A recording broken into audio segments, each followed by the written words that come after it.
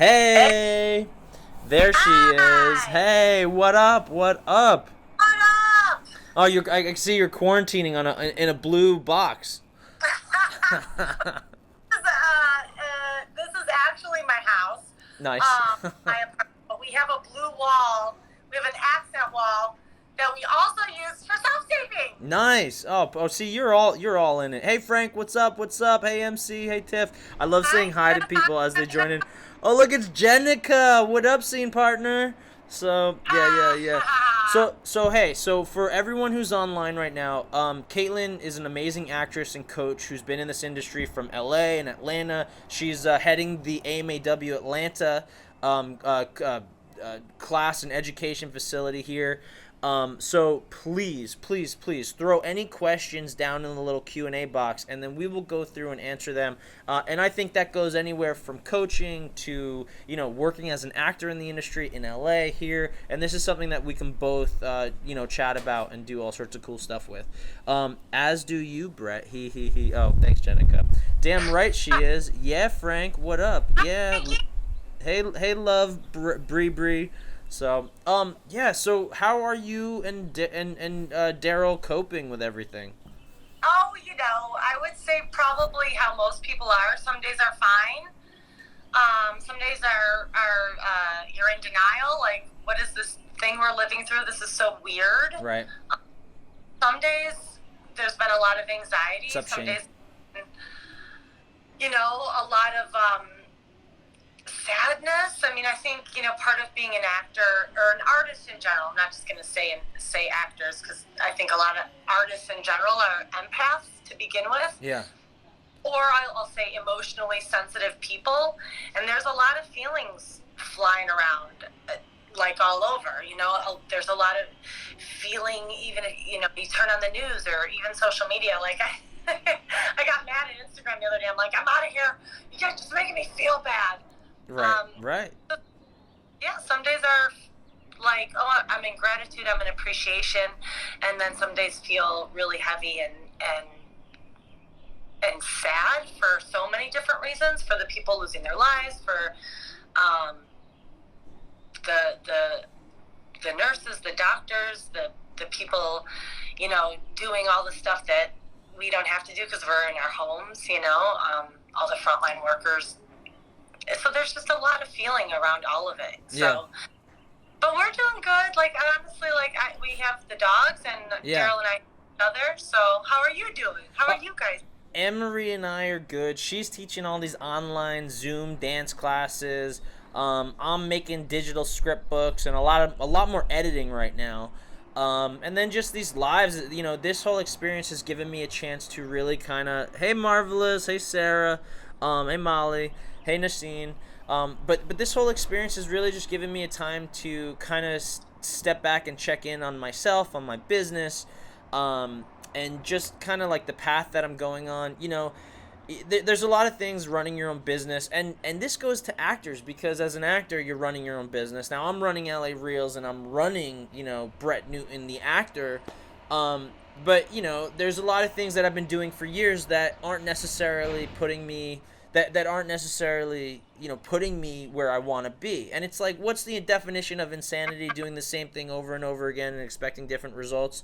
So yeah, so it's really just a time for me to kind of get myself ready for what's coming, but at the same time to reevaluate the certain things that I've been doing. By all means, you can make shout outs to everybody. Hey Sterling. Hi, Julia. Yeah. No, we love it.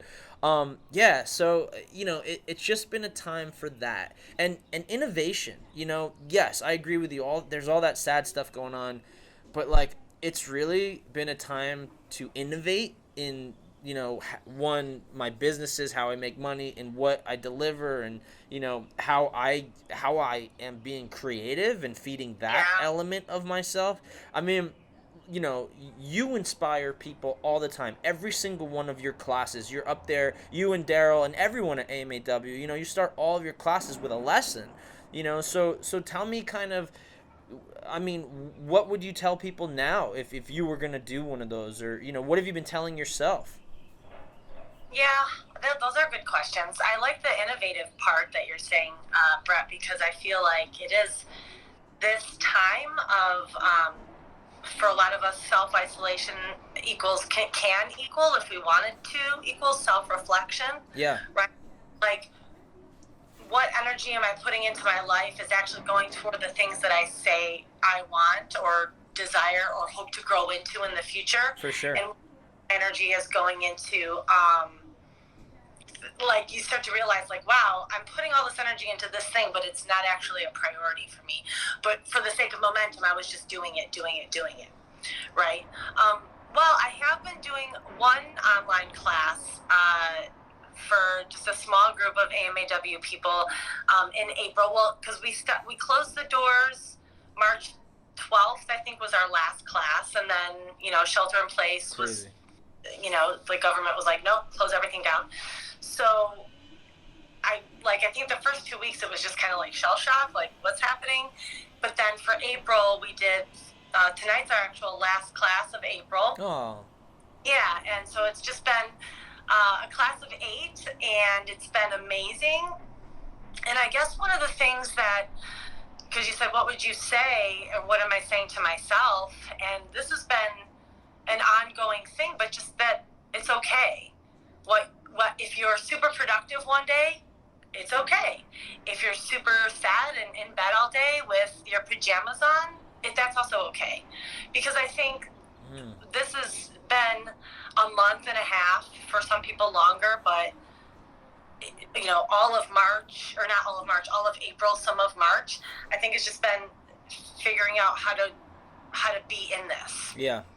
How to be in what we're calling a pandemic, right? With and self-isolation and social distancing, and as a lot of actors are extroverted introverts, right? So we're extroverted when we need to be, but a lot of actors also, and not just actors, like I say actors, but it's a lot of, like, artists, I feel, need time alone to be with yourself, so that you know what you want to put out into the world, right? When you're with yourself, you're like, ooh, you give yourself moments of repose, you give yourself moments of quiet and just being with yourself and being reflective, and whether that's being, you're doing stream of conscious journaling or writing, or you're working on a script, or you're working on lines and you're thinking about, where'd you go, Brett? Sorry, I turned my camera around.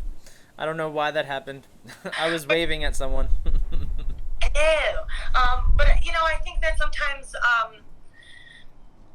we like to have time alone, but then all of a sudden, but we also love having the, I'm speaking collectively, I love having the creative outlet of working with other artists and collaborating. For sure. So being an actor is being a collaborator. We're just a bigger wheel. And so, like, we don't have those other parts that we're used to having, like the other actors or the director or the writer, all cast and crew, like, working together. Like, we don't have that right now. And so for me, I just make little promises to myself.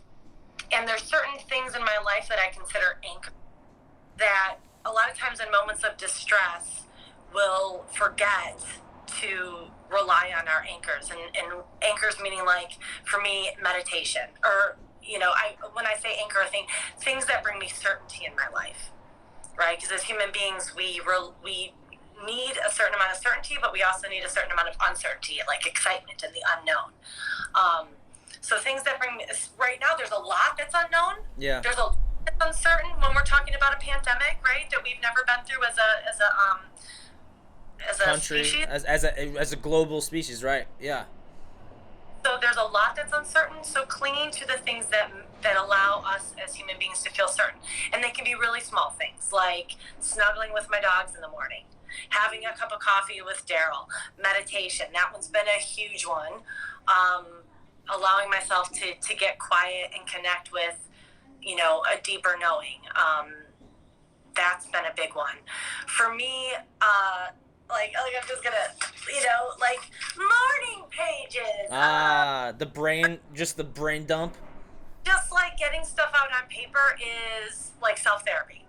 So what I've been sharing with the classes, it's also the thing about Zoom is, although there is a level of disconnection, there's still a level of connection that we get. Yeah. And I think a lot of times, especially if you're quarantined with your family or little ones, or even when you're alone with your own thoughts, it's really nice to have a group of people that can come together and just collectively go,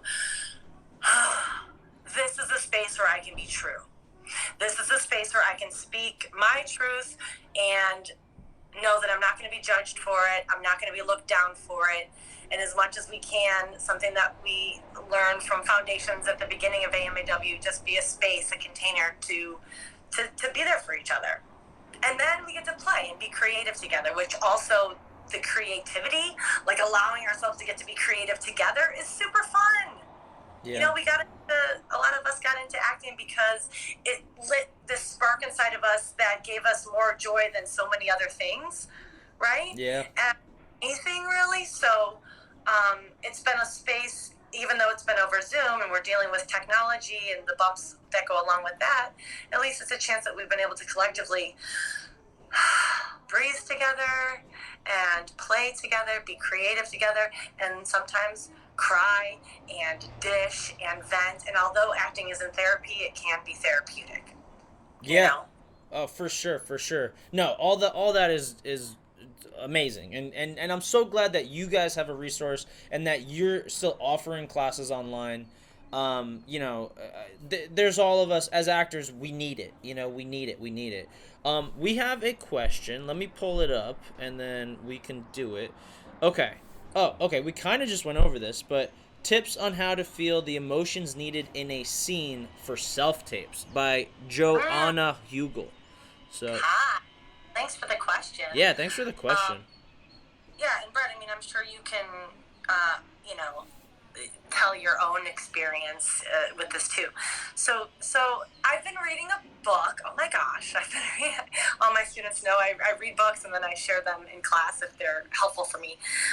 And this book's gotten a lot of press lately, especially over Instagram and different podcasts and stuff. But it's called Untamed by Glennon Doyle. And hi, Dina.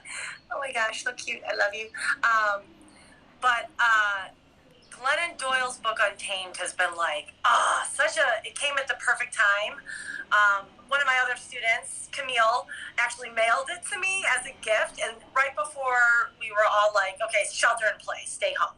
I was like, oh, perfect timing. And this is one of those books that, it's like 1 a.m. I'm like, I really have to go to bed and I can't put it down. Nice.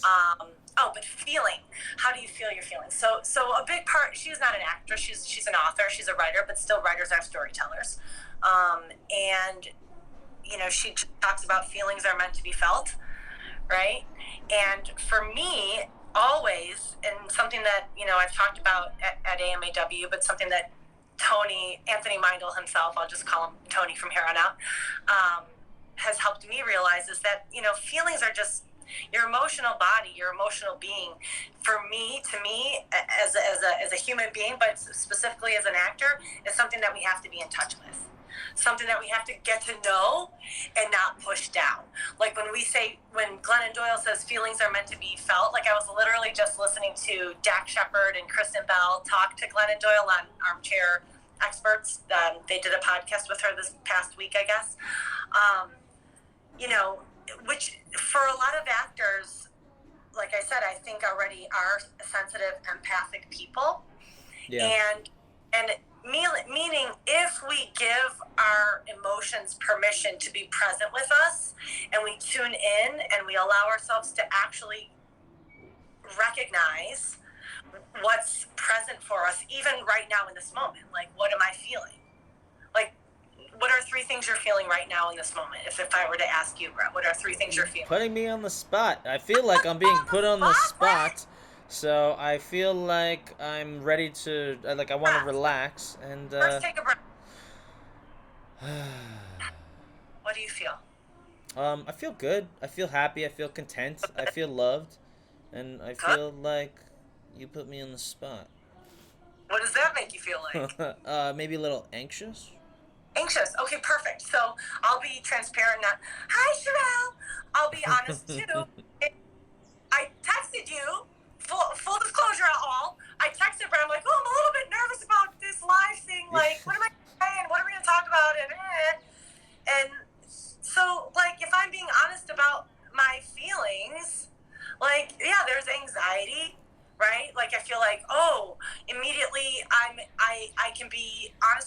saying like, ooh, there's like that wanting to be liked, validated, loved. Like, I want people to think I'm okay. But then the other part of me is like, that's just me, and I'm just going to be myself. So I, like you, I feel good. I feel happy to get to connect with you, Brett. I miss you. It's lovely to face.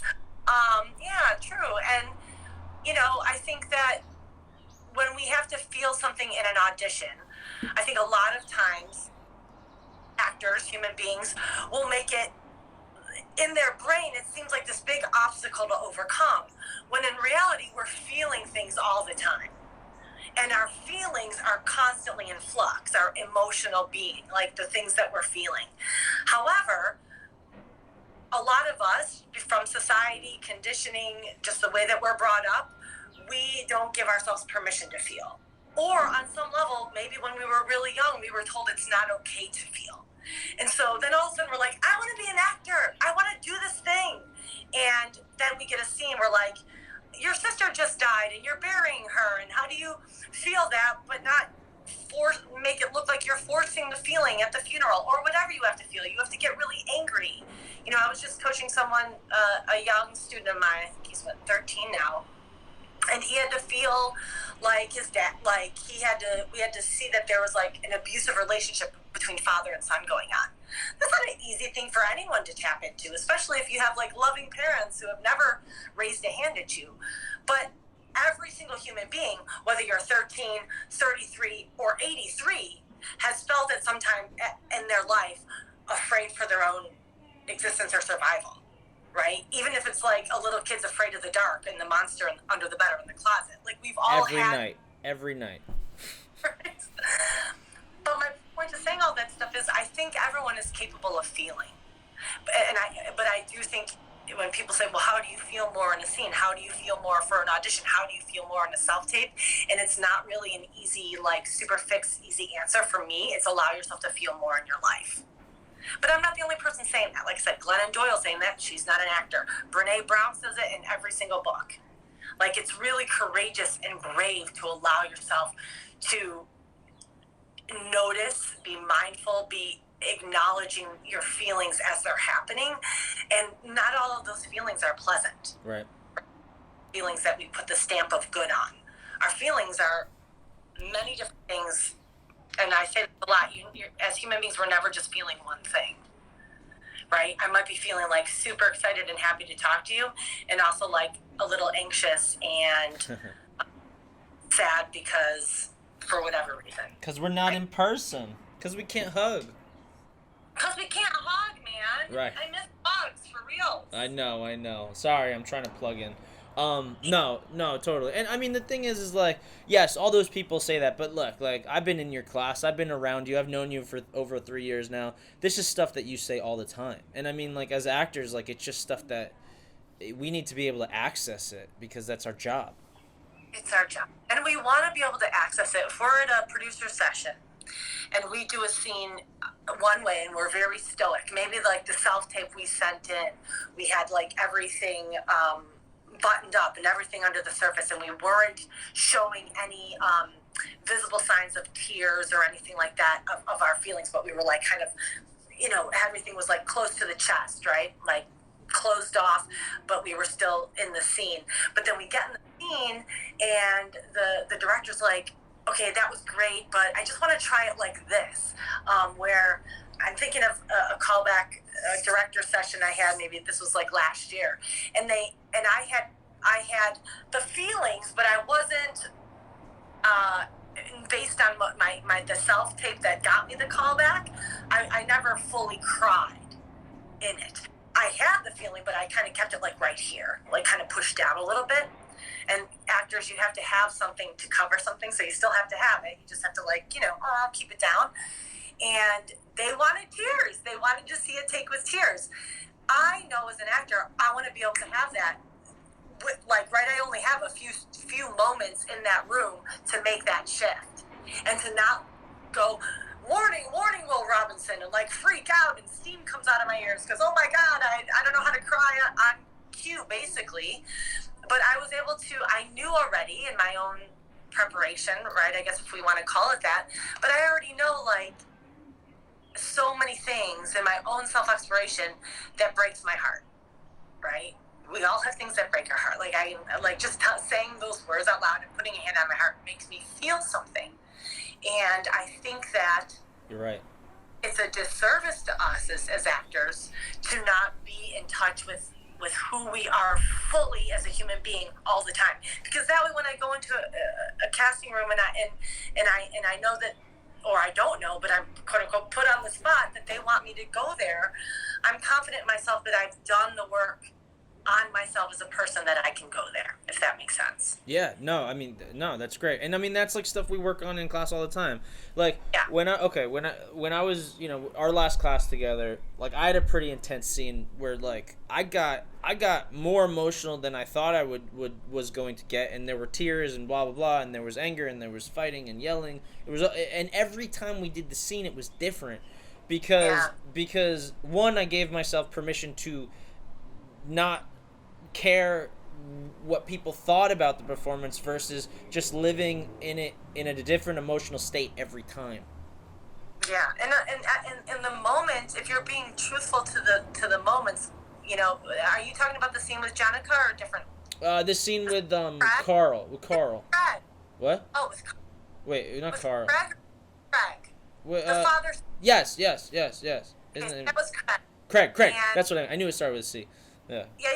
And well, they're good buddies, so I wasn't sure. Maybe it was Carl, but yeah, I totally agree. And here's the thing: it's going to be different every time because no two moments are ever the same, right? So if we're living truthfully moment to moment and as present as we can with, yes, the given circumstances of the story, the given relationship of the story, like endowing Craig with, oh, this is my father, I'm your son. So we bring in all of our own stuff to it, and then we bring in the givens of the story, which are heartbreaking. Even if you just took on the story and you were able to be in feeling, wow, right? Like it's a heartbreaking story of a father that wants a relationship with his son, and they have this, you know, disconnected, estranged relationship. They don't know how to speak to one another. So many of us can relate to that, you know, and I think just because you were honest moment to moment to moment, every time it was different. Mm-hmm. And it's going to be like that. And that doesn't mean you can't, you know, I don't want to confuse people and think that, oh, you definitely can do a second take that's similar to that. But even within that, the more present you are, the more even tiny little things will be different, just because that's the nature of being human. We're in a constant state of flux and change, feeling. Yeah. No, that's great. It's really nice. For everyone who's out there, I see some people posting questions in the comments. Post your question in the little Q&A box. Real quick, for MC Joey, he had a question. He said, how does an actor start out booking jobs when it feels like chaos and uncertainty? So that's part business and part everything Katelin just said. So how, chaos and uncertainty meaning like right now? I mean, yeah. Yeah.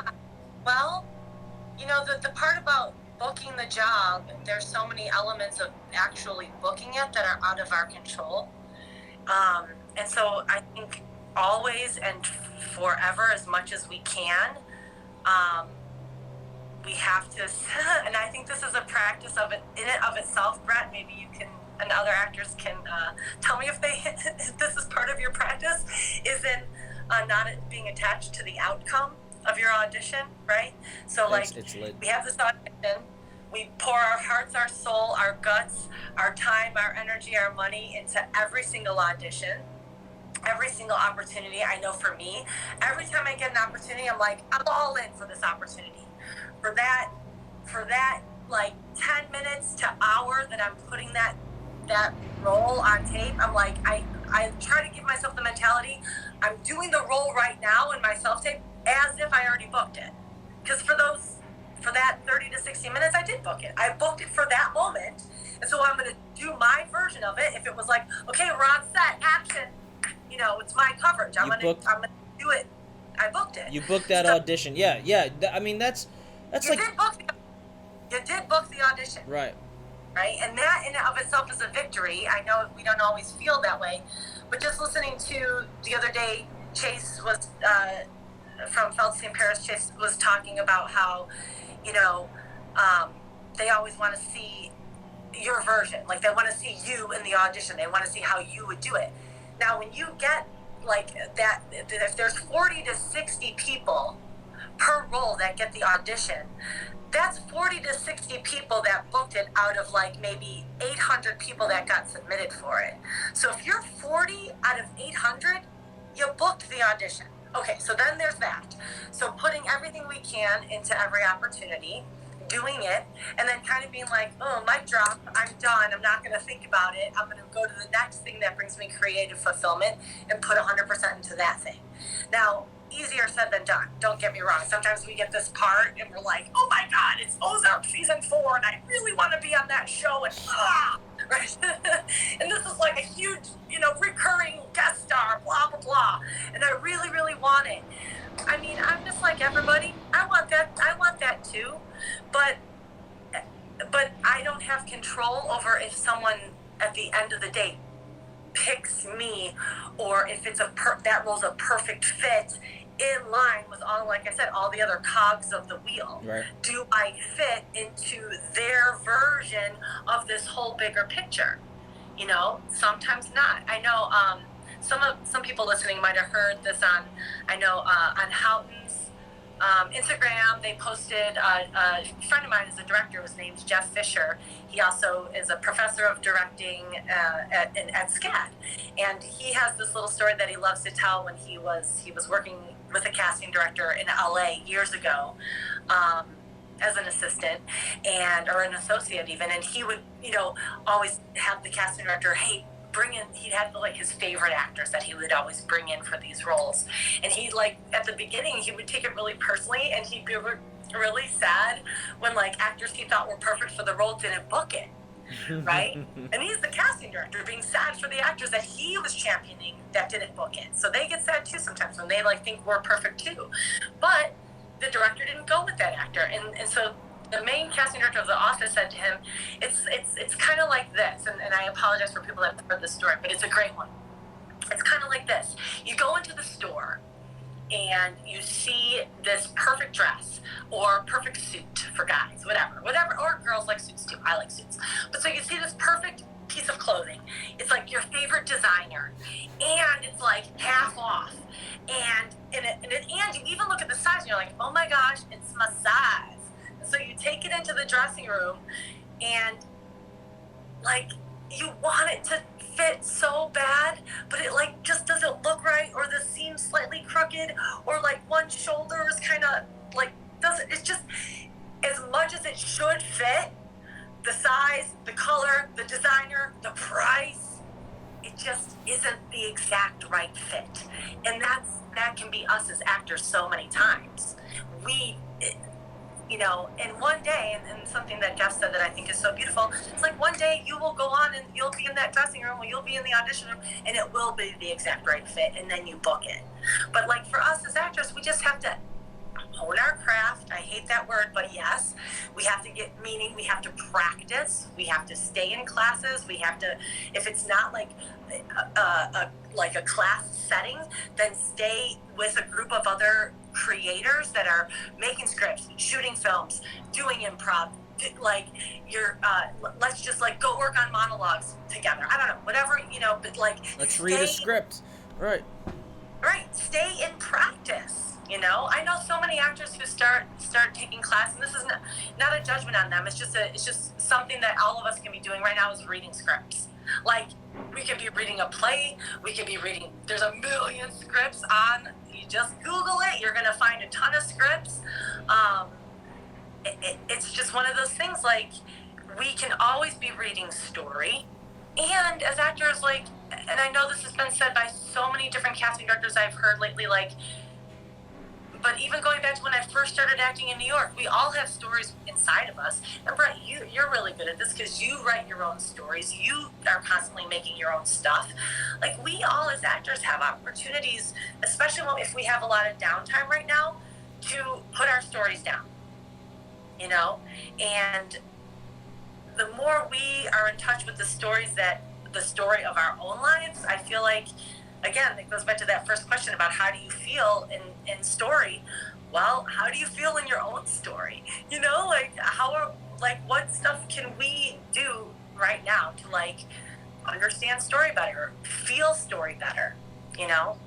So I think I don't even know if I answered that question, but as far as like booking stuff in uncertain times, I mean, an actor's journey is always an uncertain time. So we're freelance artists, right? So unless you have an awesome contract, which is lovely, a lovely place to get, you know.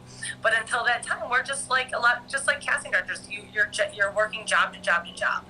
And a lot of times work does beget work. So if you do good work, then people start to recognize that, and then you get to do more good work. But the tricky part is like, as actors, if we're just waiting for someone to hire us, it never feels good. It's like waiting for someone you went on a date with to text you back. And I mean, it's like, that never feels good. You just have to. That's a great analogy. Yeah. Yeah. Well, you know, I've had to reframe my relationship with acting. Like, I've had to reframe it several times in my life, because all of a sudden I'll realize, like, wow, I'm like super bitter toward this thing I say I love. Hi, Sudi. Hey, Sudi. But like, hey, Bach. if I'm really bitter toward my relationship with something I say I love, I have to kind of sit back and go, what's going on there?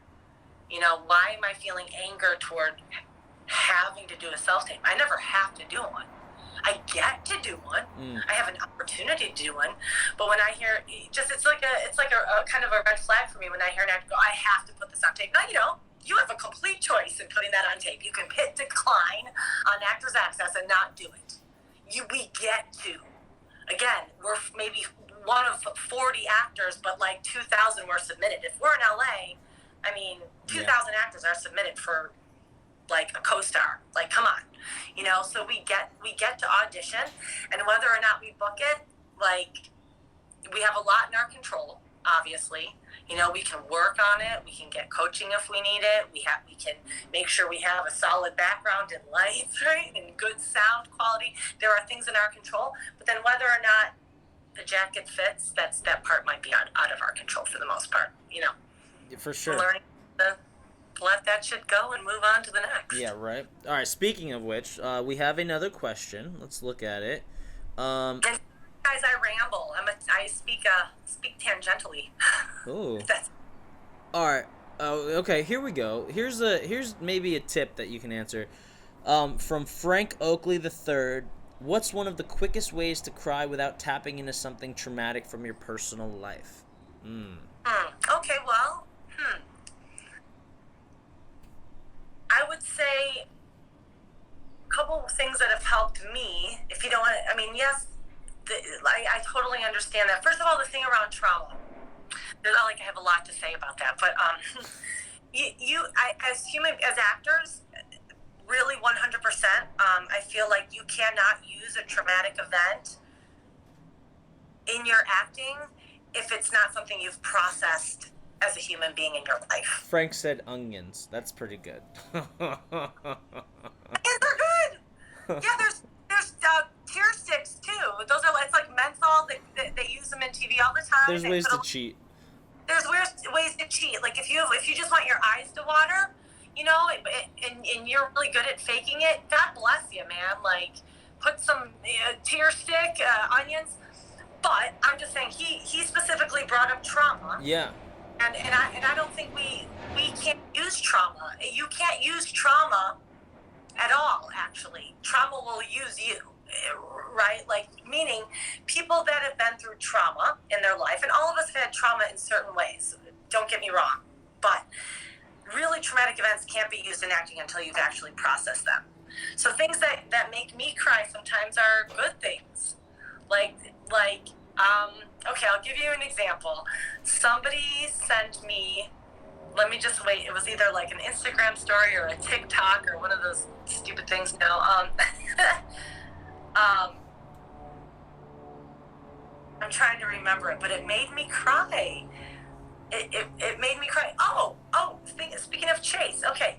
Yeah, something said on YouTube, instant tears. Yeah, exactly. This was something like that. Actually, Chase she has Alzheimer's. I saw that. I saw that.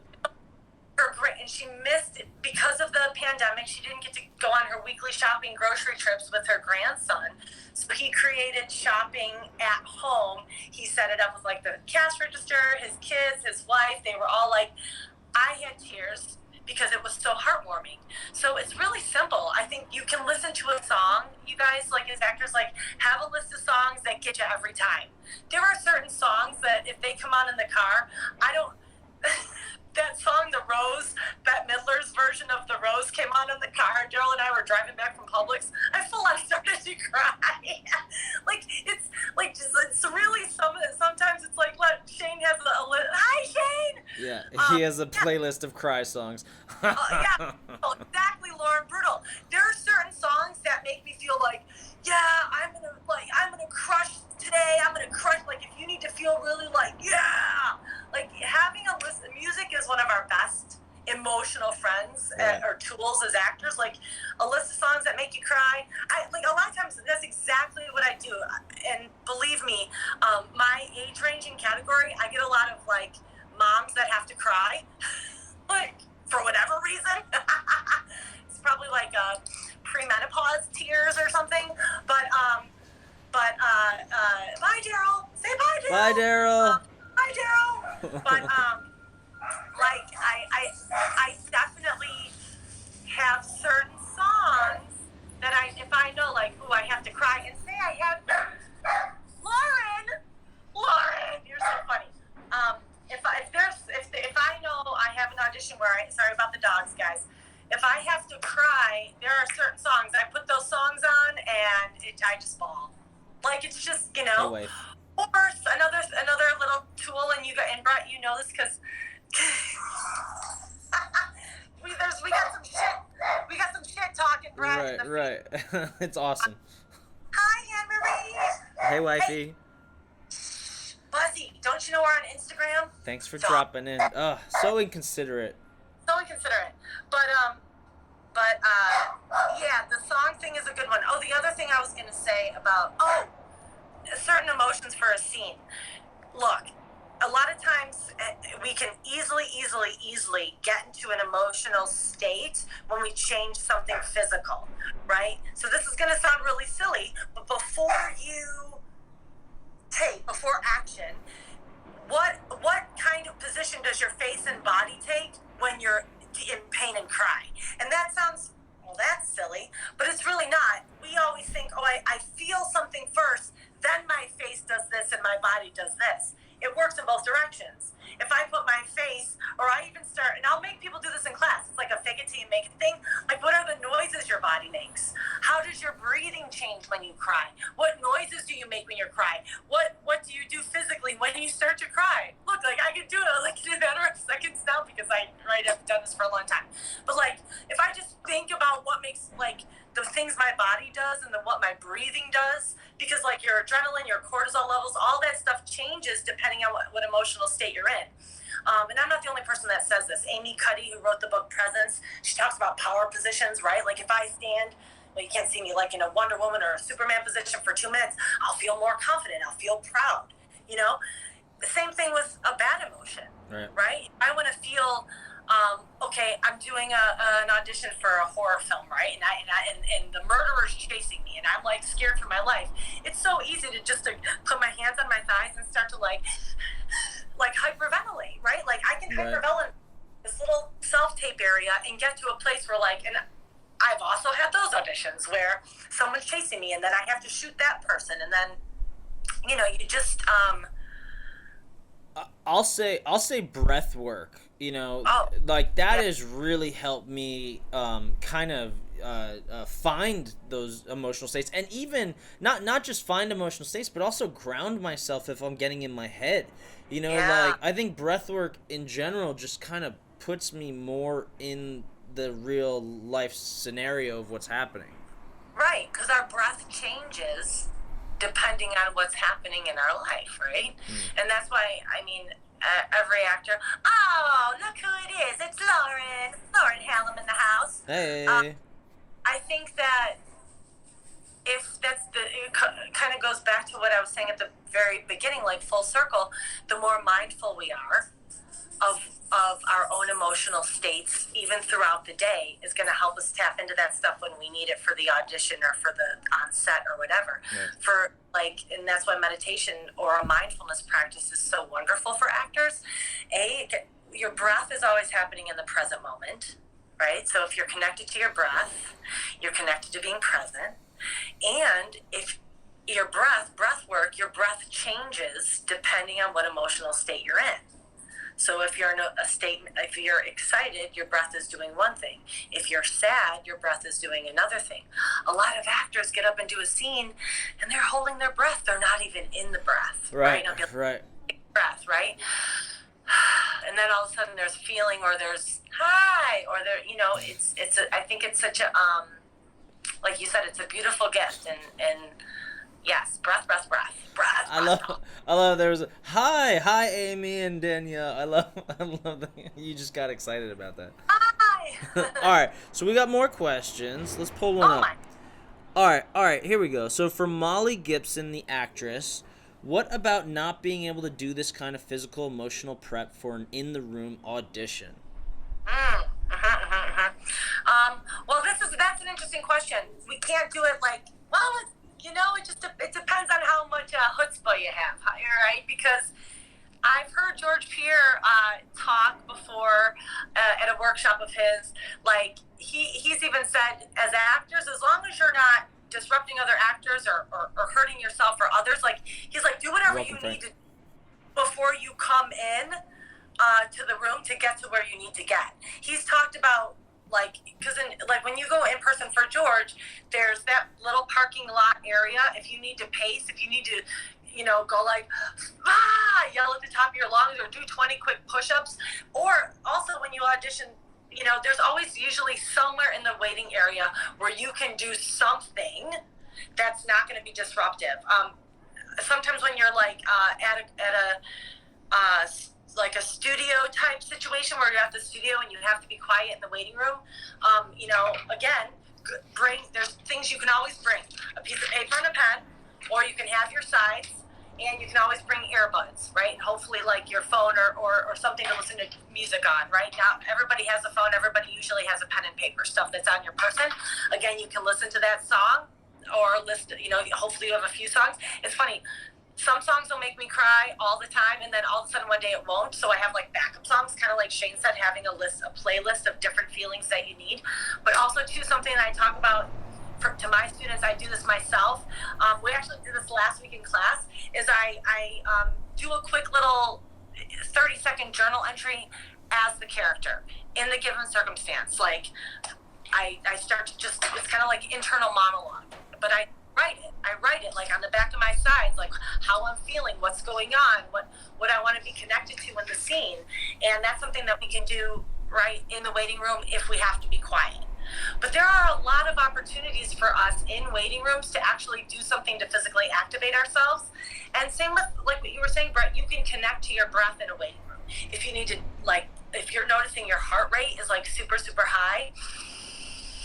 Navy SEALs use their breath to de-escalate their emotions. Certainly actors can, because we're not out of helicopters in the pitch black going to shoot somebody, okay? We're just doing an audition.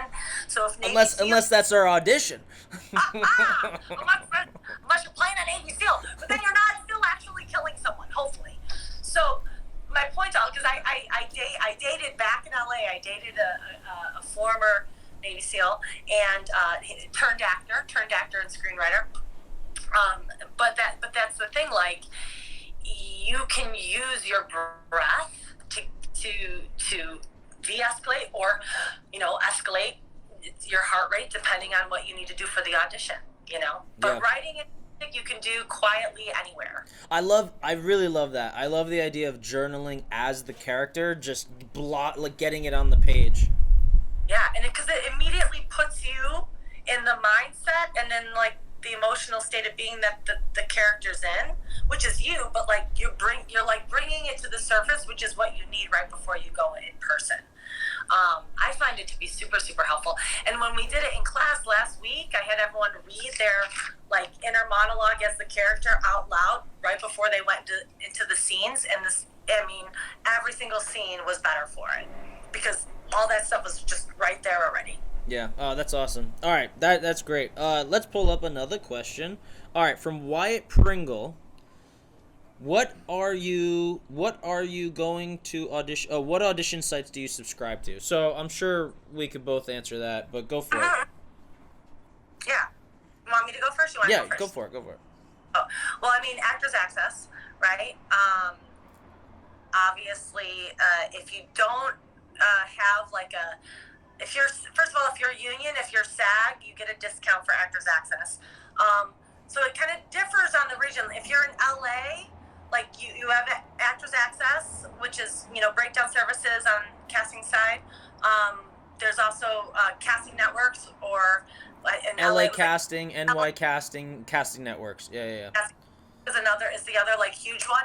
Out here, I think it's more commercial and print, but there's 800 Casting. Yeah. Another one is Cast It, and the reason I remember that one is because I have to give them my new billing information.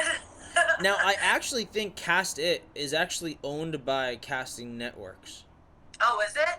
Oh, that's right, because when you have to upload something on there for Fox, because I know the Fin Cannons, I know for a while I had to like upload stuff to Cast It. They're owned by, yes, the same, but here's the funny thing, as actors, we have to pay for profiles on both of them, because those profiles are not linked. They are completely separate. So, yay for us actors. Yeah, hopefully. The same company, Yeah. we still have to pay for profiles on both. Yeah. So I have a profile on Actors Access. I have Casting Networks. I have 1-800 Casting, which I think is more of a Southeast thing. I don't know. But I didn't have that one in LA. I have that here, and I have to have one on Cast It. So, do you have any other ones that you use? There's also, well, in LA, there's also Casting Frontier, which is a big commercial one. And then that. Yep. And then, I mean, there's Now Casting, but I don't think people have used Now Casting for years. Although I will say, back in the day when I was living in LA, what? It's a write-off, yes. Yeah, right. It's a write-off. Yeah, they're all write-offs. But back in the day, Backstage and also IMDb. Yep. But back in the day on Now Casting, I actually had an audition for Superbad with Allison Jones. So Allison Jones used Now Casting. I don't know if she still does. Yeah. Now Casting is a joke. You know, and some of these platforms do change. I mean, look, Casting Networks and Actors Access are still by far the two that I think are used the most. Yeah. Breakdown Services, which is Actors Access, is basically for pretty much the industry standard. I'd say at least like 90% of all the breakdowns. And Breakdown Services is what your agents and managers and representation get. Whatever the casting directors or producers open up to actors is what you see on Actors Access. Yeah. And it'll be done through self-submitting, you know, for sure. What are some good studios you can take acting classes in LA? Well, I mean, obviously I work for AMAW, so I think, you know, the thing about taking acting classes, I think everybody, different strokes for different folks, right? I think every single actor should audit as many classes as they can to find something that fits and works for you. Yeah. Mm-hmm. I think acting classes are where you should feel safe. You should feel, meaning when I say safe, you should feel safe to get to explore all that you want to explore as an actor. So, what's his name? Ozark Season 3, Tom Pelfrey. Sorry if people haven't seen Season 3 yet. Come on, it's Ozark Season 3. Get on it. Get on it. But the range of his, did you watch it, Brett? Okay, so Mr. Pelfrey, his amazing range as playing a man with bipolar disorder in Season 3 is incredible. If you're not in an acting class that will allow you to explore the full range and depth of who you are as an expressive human being, you're in the wrong place. If you're going to an acting school that makes you feel afraid to be who you are and to put it all out there, bye. Then that's something to consider. I think you should be in a place where you feel excited and a little scared. Meaning, and I don't mean scared like you're scared scared for your safety, but I mean like, ooh, this is challenging. So you want to be in a class where you feel like out of your comfort zone, right? yeah, you want to be out of your comfort zone, but in a space where you feel like it's safe to explore working outside your comfort zone, and you're challenged, not and encouraged in a positive way to do that. I know that. Look, I've taken acting classes at many different studios, starting in Chicago, in New York, in Los Angeles, and here. And it's really kind of like dating. You have to find the right fit. Yeah. And you don't want a toxic relationship, right? Yeah. So it's that. Oh, bye, Lauren Farmer. Bye, Lauren. So he was amazing. Yeah. No. I mean, totally. And there's a million schools. There's a million coaches. There's a million ways to do stuff. At the very least, I mean, you should be self-educating by reading scripts or speaking. I mean, acting as much as a big part of your acting muscle is your mouth and your voice. You could be talking and reading stuff out loud.